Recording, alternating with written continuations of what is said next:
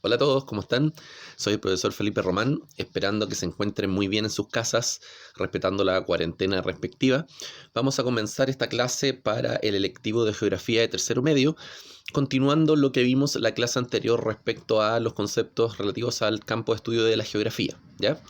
En la clase anterior estuvimos explicando el tema de la geografía física, ya con todo lo que apareció ahí en la guía. Y ahora vamos a continuar con la generalidad de las otras áreas de la geografía. Tengo acá la pizarra con lo mismo que mostramos la semana pasada. ¿Qué es esto? Las áreas de la geografía.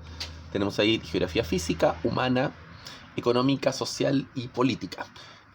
¿Por qué les di ese orden? Porque de alguna manera la geografía humana, que es la segunda que colocamos ahí, contiene a las demás, ¿ya? La geografía económica, la geografía social y la geografía política son parte de la geografía humana, ¿ya? Entonces partamos obviamente aquí por la más general, que es la geografía humana, ¿ya? ¿Qué corresponde al campo de estudio de la geografía humana? La geografía humana estudia la relación entre las sociedades y su espacio, su territorio o su entorno natural. En ese sentido, la geografía humana engloba todas las relaciones del ser humano y de las sociedades con su espacio o el territorio que habitan, ¿ya? Nosotros dimos ejemplos en una de las primeras clases, una de las pocas clases presenciales que alcanzamos a tener, en el cual, por ejemplo, para las distintas sociedades, ya sea sociedades establecidas, como por ejemplo, no sé, las civilizaciones, o para incluso los primeros habitantes de distintos espacios, era muy necesario conocer el espacio o el territorio en el que estaban. ¿Por qué? Porque ellos necesitaban de esta, por ejemplo, esta orientación espacial para decir, ya, acá, por ejemplo, hay un curso de agua, entonces si necesitamos agua, vamos a buscar agua hacia ese sector. O hacia acá, por ejemplo, hay árboles que tienen frutas, entonces podemos buscar eso para alimentarnos. O hacia allá, por ejemplo, no sé, hay un acantilado y eso es sinónimo de peligro. Entonces, todas las sociedades o las primeras organizaciones sociales necesitan de alguna manera relacionarse con el espacio. Obviamente, en la organización social nuestra en la actualidad, eso se da a nivel obviamente mucho más macroeconómico, ¿ya? Hoy día uno no va a un árbol frutal a sacar los recursos para alimentarse a nivel general. Hoy día uno lo compra en el, no sé, en el negocio, en el supermercado, pero obviamente los países producen todas estas instancias de carácter económico, ¿ya? Los países tienen, obviamente, tierra agrícola, lugares donde se plantan estos recursos, lugares de donde se extraen, pero eso, los recursos de donde se extraen, por ejemplo, no sé, en el caso de Chile, las dos regiones que producen mayor cantidad de todo lo que tiene que ver con la actividad agrícola, ¿ya? Son la sexta y la séptima región respectivamente. Entonces, claro, en este sentido, tendríamos que estudiar o tendríamos que ver o analizar cómo de esas regiones que son las que más producen un recurso o un producto en particular, cómo desde esas regiones, por ejemplo, se traslada hacia las otras, ¿ya? O cómo logramos distribuir esos recursos de la manera lo más eficiente posible para poder tener un cierto equilibrio, ¿ya? A nivel de la cantidad de recursos disponibles. Entonces, por ejemplo, la geografía humana estudia estas relaciones entre entre el ser humano, ¿ya? Las sociedades con el territorio respectivo, a nivel de distribución de recursos, a nivel de, por ejemplo, disposición de los mismos recursos naturales, también a nivel, por ejemplo, de cómo la gente o cómo la sociedad se organiza en el espacio, ¿ya? Entonces vamos a ir viendo como rama por rama, en términos de estudios geográficos, y a partir de eso entonces para que puedan ir diferenciando algunas de estas áreas, ¿ya? Entonces la geografía humana, como dijimos, estudia la relación entre sociedad y espacio o territorio, ¿ya? Ya, entendiendo que la geografía humana entonces es la que estudia esto a nivel general, vamos a ir primero con la primera que aparece ahí, que es la geografía de carácter económica, ¿ya? La geografía económica estudia la relación económica que existe entre las sociedades y el territorio. A ver, esto se puede analizar a varios niveles. Por ejemplo, si hablamos de geografía económica, ¿ya? Tenemos que saber primero la disponibilidad de los recursos naturales que tenemos en el territorio, ¿ya? Un estudio de geografía económica respecto al territorio chileno nos daría a entender que en Chile existe una gran variedad y diversidad de recursos de acuerdo a la extensión de nuestro territorio. ¿Ya? Recuerden que, como vimos en la clase pasada, Chile iba desde el paralelo 17 grados, 17 grados 30 minutos, casi hasta el paralelo 56, ¿ya? O sea, Chile tiene una gran extensión territorial y obviamente derivado de esto tiene una gran variedad de climas, ¿ya? Y al tener una gran variedad de climas también hay una diversidad de productos. O sea, hay productos que solamente se pueden desarrollar en un cierto tipo de clima en específico, ¿ya? Hay recursos que se pueden desarrollar dentro de esas condiciones. Por ejemplo, no sé, el clima, no sé, más cálido, por ejemplo, de la primera región o de la región 15, Arica Parinacota, que es la primera desde arriba hacia abajo. La primera entonces de estas regiones, y como tiene un cierto clima más cálido, por ejemplo, ahí se puede producir, no sé, cierto tipo de cultivo, no sé, no sé, el limón de pica, por ejemplo, o ciertos tipos de aceitunas, solamente se pueden producir en ese sector en específico por el tipo de clima, ¿ya? Por ejemplo, el tipo de clima disponible o el tipo de clima que existe en el sector de la tercera, cuarta región, es un tipo de clima más estepárico, ¿ya? El tipo de clima estepárico, claro, es un tipo de clima cálido, que tiene también ciertas condiciones de humedad. Ahí el clima estepárico se divide en dos, ustedes lo pueden revisar en la guía de la clase anterior. Está el clima estepárico costero y el clima estepárico interior. Y el clima estepárico interior, producto del nivel de humedad que se produce por el cruce de cerros o cordilleras, ¿ya? Por el cruce de lo que se llama, en este caso, los cordones transversales, ¿ya? Se produce una cierta condición geográfica, en términos físicos, a partir de la cual se concentran ciertos niveles de humedad, ¿ya? Eso permite, por ejemplo, un tipo de uva específico para poder desarrollar el pisco, por ejemplo, ¿ya? Como producto transable, comercializable, etc. Entonces también, no sé, si hablamos de la producción de vino, las principales cepas de uvas que sirven para poder producir el vino están entre la sexta y la séptima región, quizás hasta alguna parte de la octava, porque también hay ciertos productos o ciertos recursos que requieren ciertas condiciones de humedad, ¿ya? Por lo tanto, ahí hacemos no sé, una pasada rápida, por ejemplo, algunos tipos de cultivos que solamente están en un sector en específico, de acuerdo a las características físicas del territorio. Chile también, por tener una gran extensión, tiene una gran cantidad de costa, y eso nos permite tener una gran y amplia diversidad y disponibilidad de recursos marítimos, ¿ya?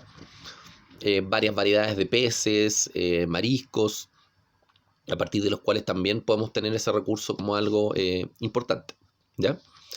Eh, si nos vamos, por ejemplo, o si consideramos lo que tiene relación con los tipos de árboles que existen en el territorio, y de acuerdo a las condiciones climáticas, por ejemplo, también cómo producimos a partir de eso, o qué recursos hay disponibles, tenemos que, por la gran cantidad de lluvias que existe en el sector sur de Chile, ya también hay una producción bastante abundante de ciertos recursos agrícolas, por ejemplo, ¿ya?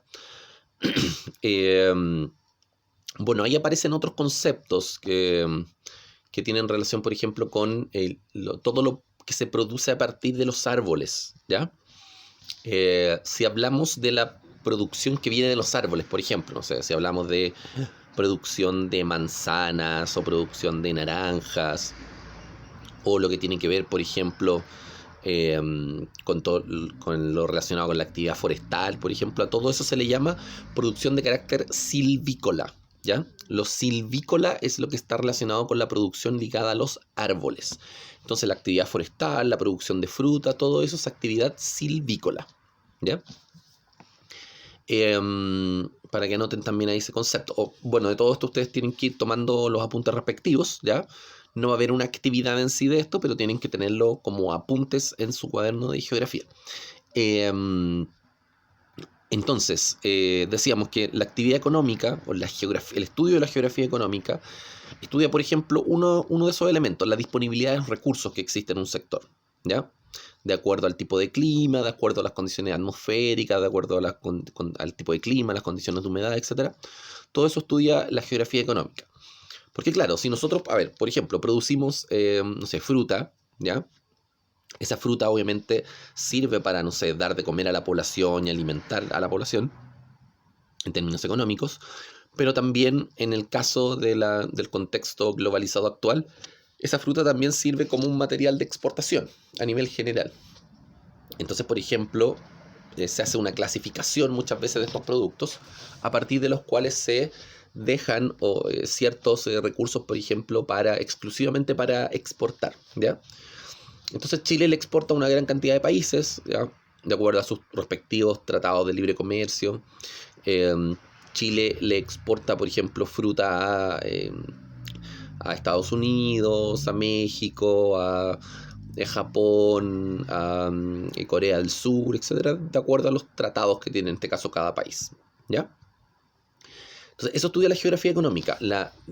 Uno de los elementos, viendo esta idea o este concepto de la relación entre la sociedad y el territorio, ve, por ejemplo, qué recursos disponibles tenemos, ¿ya?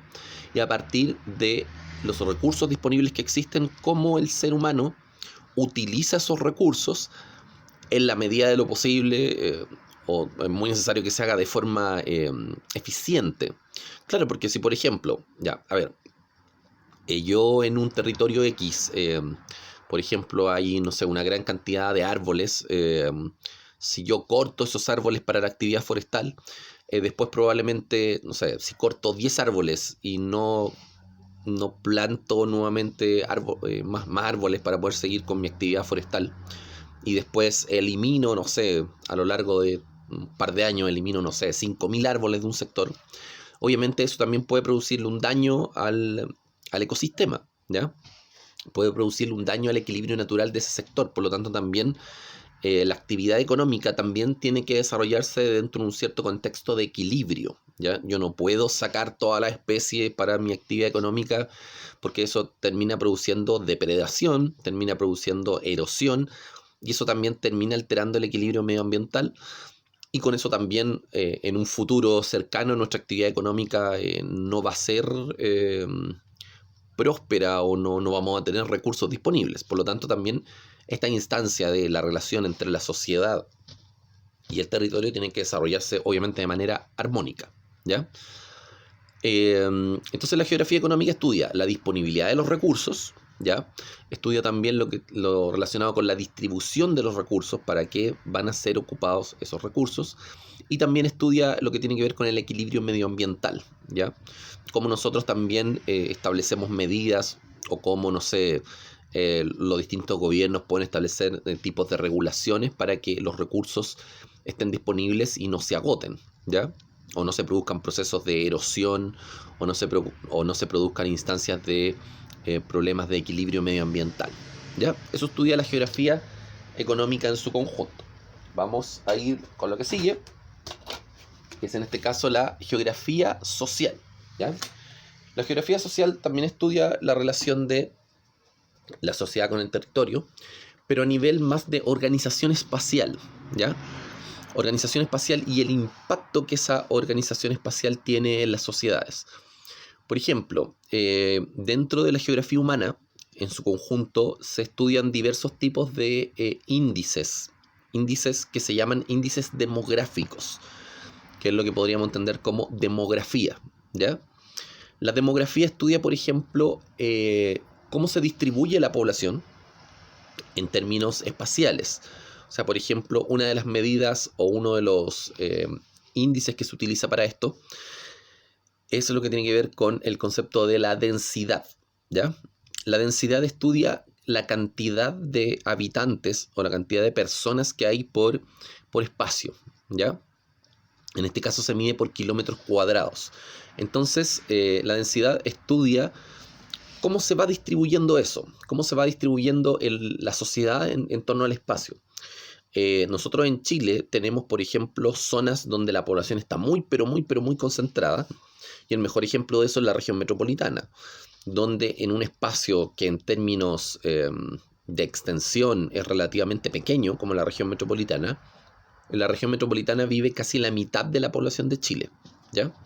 Si consideramos que en Chile, no sé, hay cerca de, no sé, 18 millones de habitantes, ¿ya? Entre 18 y 19 millones de habitantes, prácticamente más de 7 millones y fracción viven en la región metropolitana, ¿ya?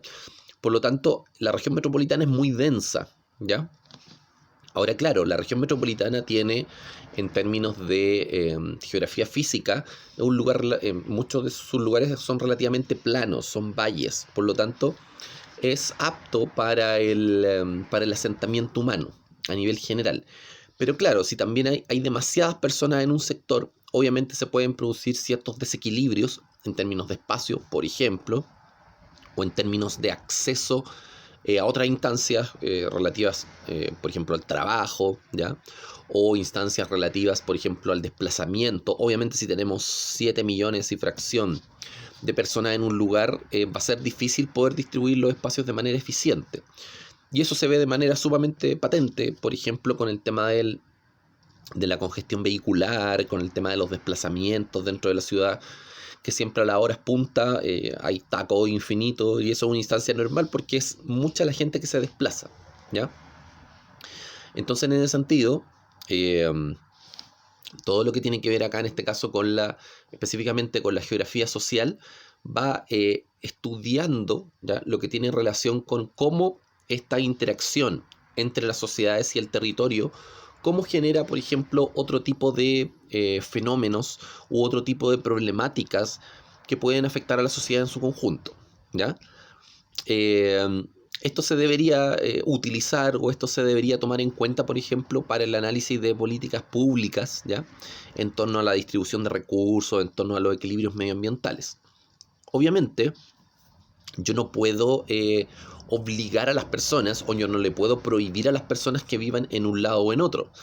Pero sí hay instancias que se pueden fomentar, como por ejemplo, un ejemplo bastante elocuente al respecto, fue lo que hizo, lo que hicieron varios de los gobiernos radicales, ¿ya?, entre 1938 y 1952, respecto, por ejemplo, al tema de la industria. Cuando esos gobiernos trataron de impulsar un proyecto industrial en Chile, que se llamó el proyecto ISI, el proyecto de industrialización por sustitución de importaciones, ese proyecto dividió el territorio chileno en zonas geográficas.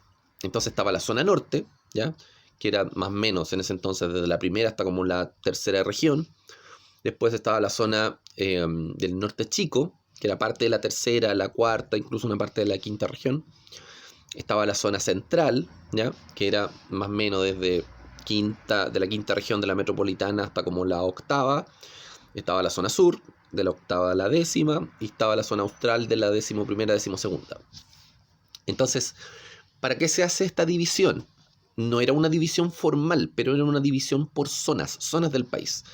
Entonces, cada una de estas zonas del país, la idea era que tuviera un centro de desarrollo o un centro de producción en específico, ¿ya? O sea, cada región o cada zona del país iba a tener centros industriales específicos, y con eso se iban a generar varias cosas. Por ejemplo, la posibilidad de empleo era una, y que mucha gente que viviese en esas regiones no tuviera, por ejemplo, que venir a buscar trabajo a Santiago, ¿ya? Entonces, si alguien, no sé, desde en la zona, no sé, de Punta Arenas, por ejemplo, ¿ya?, si se ve que ahí no hay trabajo, muchas personas dicen, ya, no sé, yo no encuentro trabajo en donde vivo, entonces me voy a la capital a buscar mejores posibilidades, ¿ya? Y claro, los gobiernos no pueden prohibir que la gente se desplace, busque trabajo en otros lados, pero sí se puede fomentar, por ejemplo, la posibilidad de trabajo en términos productivos en otras regiones. Y lo que quería hacer la Corfo, que era la institución encargada de organizar todo esto, era, por ejemplo, eso, crear lo que se llamaba polos de desarrollo económico, a partir de los cuales se quería tener una cierta cantidad de industrias estratégicas en el país, ¿ya? Entonces, en ese sentido, lo que se buscaba era también descentralizar un poco o desconcentrar todo lo que tenía que ver con la cantidad de población que había en la región metropolitana, y eso también entonces iba a ayudar a que la población se distribuyera mejor en el espacio. Ya lamentablemente esas políticas fueron dejadas de lado porque, como ustedes ya saben, todo lo que tiene que ver con el tema industrial termina fracasando en la década de los 80 por diversos factores. Bueno, y también el el gobierno militar o la dictadura militar no hace mucho por la industria chilena y deja que colapse o deja que se muera tras la crisis del 82, ¿ya? Y muchas de esas empresas entonces fueron privatizadas en el transcurso de la década del 80, producto ahí de las recomendaciones de Estados Unidos, Milton Friedman y demás, ¿ya? Ya. Entonces, decíamos que la geografía social ya estudia la relación de la sociedad con el territorio y cómo esta interacción entonces va generando distintos tipos de problemáticas. Por ejemplo, hablábamos del el tema de la concentración espacial, que era uno, ¿ya? Pero esto también puede producir lo que llamamos o denominamos segregación espacial, que se creen o se establezcan lugares de la ciudad que son específicos para ciertas, no sé, actividades puntuales, ¿ya? Y esto también, por ejemplo, puede generar instancias de segregación, ¿ya? Si, por ejemplo, en un lugar de la ciudad establecemos un cierto tipo de, no sé, de actividad económica o un cierto tipo de función para la ciudad, ¿ya? Esto también puede producir cierto tipo de diferencias en términos, por ejemplo, de instancias de racismo o discriminación, que es lo que se termina generando, por ejemplo, si los lugares son muy, muy, muy cerrados, como pasa en algunos lugares de la zona oriente de Santiago, donde, por ejemplo, a partir de eso se terminan produciendo algunas instancias como de discriminación o incluso instancias en las cuales hay ciertos lugares de la ciudad que están prácticamente vetados para otro tipo de personas, ¿ya? También aquí tenemos instancias que, en términos de la segregación, instancias, por ejemplo, que pueden influir en cómo distribuimos los espacios. Hay lugares donde la población está en general bastante concentrada y bastante hacinada, ¿ya? Y eso ha producido un crecimiento de la ciudad de carácter vertical, o sea que la ciudad crece hacia arriba, ¿ya? ¿Qué es lo que ha pasado, por ejemplo, en comunas como Ñuñoa, comunas como Santiago Centro, que las construcciones de edificios ya han sido cada vez más recurrentes, ya, y se construyen edificios de una gran cantidad de pisos, entonces en un espacio muy pequeño tenemos una gran cantidad de población viviendo ahí, ¿ya? La altura máxima de los edificios se determina a partir de lo que se llama los planos reguladores, ¿ya? Y los planos reguladores entonces están de alguna manera supervisados por las municipalidades. Cada municipalidad tiene un plan regulador que permite construir hasta cierta altura. Entonces, al depender de la municipalidad también, hay muchas municipalidades que reciben recursos a partir de la construcción de estos edificios por el tema de los permisos también. Entonces hay algunas comunas que de forma un poco irresponsable muchas veces autorizan una cierta altura de edificios que, por ejemplo, pueden afectar a personas que viven a los alrededores, que por ejemplo todavía viven en casas, por ejemplo, ¿ya? Esto ocurrió o ha ocurrido mucho en la comuna de Ñuñoa, donde el alcalde Sabat permitió, con el consejo, permitió o autorizó la construcción de edificios de más de 20 pisos, ¿ya? Y eso obviamente afectaba ya a muchos sectores cercanos que todavía eran barrios residenciales. Entonces, en ese sentido, cada comuna tiene su propio plan regulador y también van regulando entonces la construcción de edificios. Entonces, el hecho de que algunas comunas crezcan de forma vertical, de crecimiento vertical, también atenta un poco como contra la calidad de vida en términos de organización espacial. Porque claro, si en un espacio pequeño tenemos un edificio, no sé, de 30 pisos, en el cual, no sé, hay, no sé, 200 departamentos, y en cada departamento viven 2 o 3 personas, tenemos que en un espacio muy pequeño termina viviendo mucha gente, ¿ya? Y eso también puede producir alteraciones de otro tipo, ¿no? En términos de servicio, en términos de acceso, por ejemplo, a desplazamiento, ya es un problema que se está agudizando en Santiago Centro y en algunas otras comunas de la región metropolitana. También el crecimiento vertical, la concentración de personas, y eso también genera atochamientos y otras instancias de ese tipo, ¿ya? Bueno, también hay sectores que decíamos que, por ejemplo, se producen ciertas instancias de lo que podríamos llamar acá discriminación social respecto a ciertos tipos de comunas, ¿ya? Se termina produciendo a la larga procesos de estigmatización social porque hay comunas que son asociadas, por ejemplo, no sé, a instancias ligadas con pobreza o con delincuencia. Y si muchas veces hay una persona que dice que vive en X comuna de la capital, en comunas realmente más periféricas, ya pueden sufrir instancias de discriminación ligadas con eso, ¿ya? ¿Cómo se puede mejorar eso? ¿Cómo se puede combatir esas instancias? Bueno, integrando más la ciudad a partir de distintas instancias o distintos servicios o distintas redes de conectividad. Por ejemplo, el hecho de que el metro se expanda a una mayor cantidad de comunas, eso también ayuda a instancias de integración, porque también muchos de estos lugares más periféricos de la ciudad, al no estar conectados por la red de metro, también de alguna manera, uno, les cuesta mucho desplazarse por la ciudad, y dos, al quedar muy lejos también de los centros de trabajo, hay muchas personas que no las contratan, ya sea porque o viven muy muy lejos, o porque la comuna en la cual viven está asociada a instancias ligadas con pobreza, delincuencia y otras instancias. También en ese sentido la segregación espacial o la separación de espacios y el desarrollo de algún tipo de actividad exclusiva en algunos de esos espacios también puede generar instancias ahí de discriminación o de segregación, ¿ya?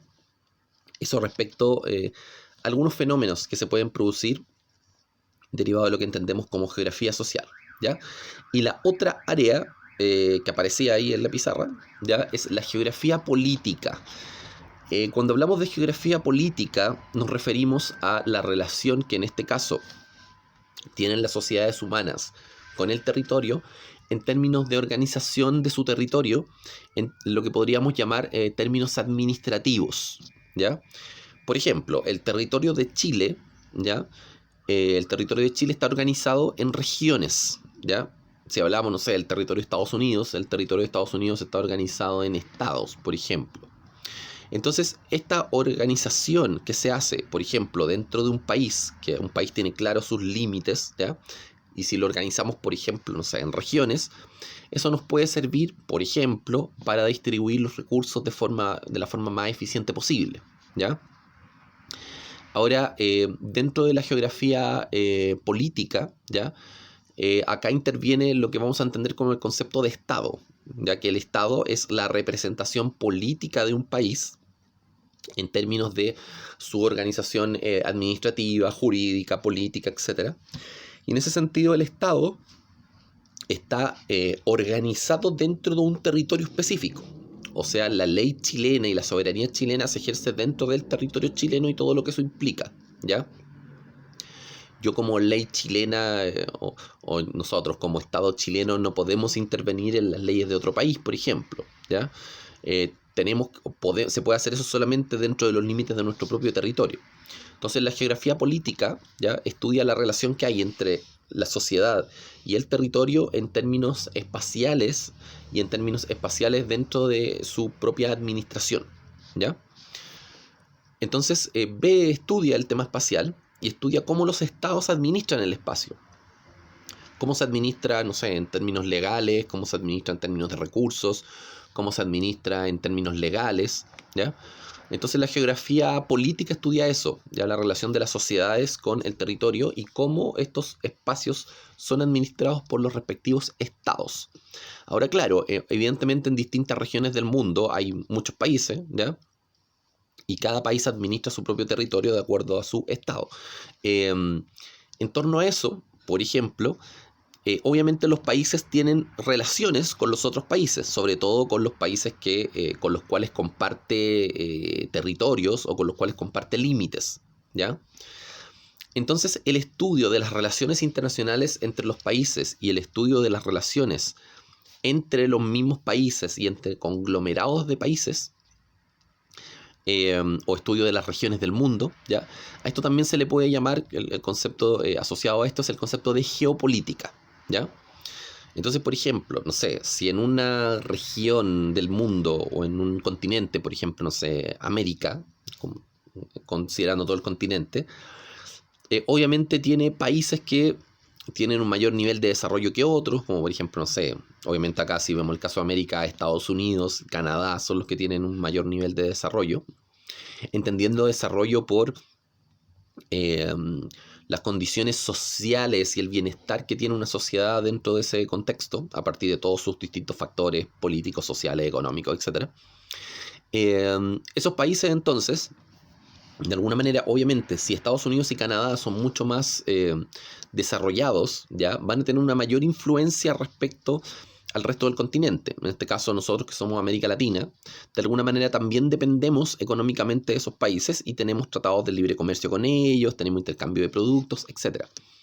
Pero un país, al ser más poderoso o más desarrollado en una zona específica, obviamente va a también ejercer influencia sobre los otros países, ¿ya? Entonces, el estudio de las regiones del mundo y el estudio del impacto que tienen ciertas potencias sobre otros países más pequeños dentro de un territorio común o similar, eso se denomina geopolítica, ¿ya? Entonces, si hacemos un estudio geopolítico de América, vamos a entender obviamente que Estados Unidos y Canadá tienen una mayor influencia en términos de organizativo, en términos económicos, que por ejemplo, no sé, un país más pobre, ¿ya? Y lo mismo ocurre en el resto de los continentes, ¿ya? Obviamente, si hay un país más potente o más desarrollado, va a influenciar en términos de políticas económicas y sociales a los demás países, ¿ya? Ahora también hay lugares del mundo que se especializan, por ejemplo, en algún tipo de actividad económica, ¿ya? ¿Qué es lo que ha pasado en los últimos 40, 50 años, por ejemplo, con ciertos sectores de Asia, ¿ya? Estamos hablando aquí de Japón, Corea del Sur, Taiwán, por ejemplo, que se han especializado en lo que se llama la actividad electrónica, por ejemplo, ¿ya? Y a partir de esa especialización, ellos han desarrollado una gran cantidad de tecnología, televisores, celulares y otras instancias. Y entonces, esos países, por el recurso que ellos producen, ¿ya? Por el producto que ellos elaboran, que son productos obviamente manufacturados, que tienen un nivel de inversión en ciencia, tecnología y muchas instancias de ese tipo, se les denominó, ya a principios de los 90, se les terminó denominando como, comillas, los tigres asiáticos, ¿ya? Entonces también hay distintos lugares del mundo que al producir, por ejemplo, un producto elaborado o vender una materia prima en específico, son catalogados de distintas formas y tienen entonces una cierta clasificación, ¿ya? Bueno, con eso, en términos de la influencia que ciertas potencias tienen en distintas partes del mundo y la producción también de cierto tipo de actividad económica y las relaciones que existen entre distintas regiones del mundo, ¿ya? A todo eso le vamos a llamar geopolítica, que es uno de los conceptos que trabaja Immanuel Wallerstein, ¿ya? Que es parte de la lectura que ustedes empezaron a realizar. Vamos a quedar hasta acá. Tienen que tener los apuntes de esta clase. No va a haber actividad en sí de esta clase porque la próxima semana van a tener ahí una actividad un poquito más extensa, ¿ya? Así que eso, lo dejamos hasta acá. Que estén muy bien, cuídense, nos vemos hasta una próxima oportunidad. Nos vemos. Chao, chao.